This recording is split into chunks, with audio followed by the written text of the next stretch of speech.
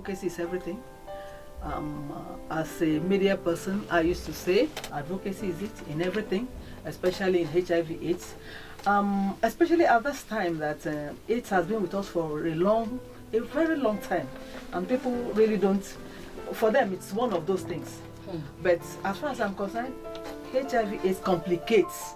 It's an additional to every other existing thing.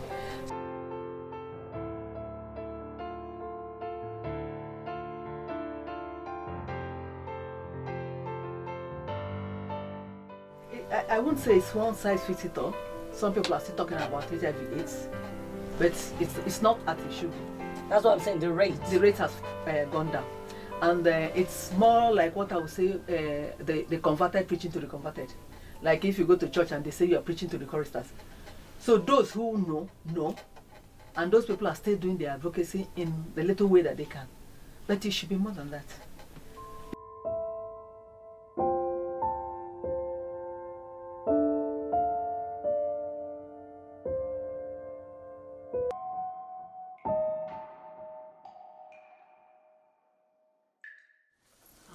I left, I was fine. Shows that I had a baby that had malformations. And after then, she took, referred to Lud. They told me, we have run such tests on you and we discovered you are HIV positive.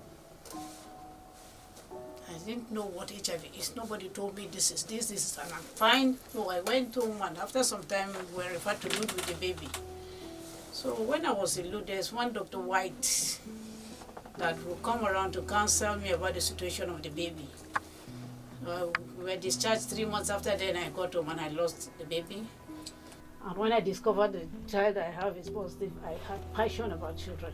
As the two children you had, prior to the third one you lost, the 2 children are positive too? I have had the first child, whom I lost shortly after, like 3 months, 2 weeks. Then I had this one that lived up to 20. So he's the one. That's how I got to know was when I had a third baby, a baby girl. Then I never knew anything about my status. But when I now heard about our documentary, I now pick up immediately. I went to Lud and I got tested and I was informed. But I was feeling fine and nobody told me anything. All I know is that AIDS I had after the end of the documentary was what made me to begin to feel worried, though I'm fine.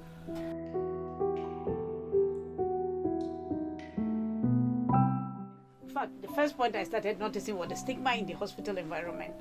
Because there's a kitchen in the hospital where you go to pick water when you need it. And I discovered that they called me aside to give me a special cup to use. So when I tried to find out, they asked for my husband, who came and tested him.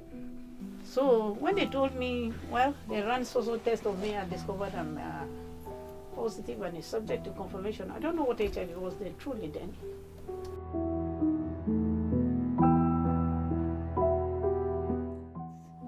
Just like an octopus with tentacles, hydra-headed.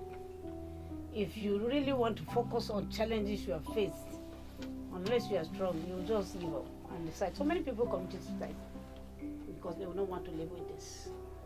We look at it generally as a social problem, and it has to start first from the family, from the house, from your colleagues in the office, from the community, from the church, from the mosque, every aspect of life.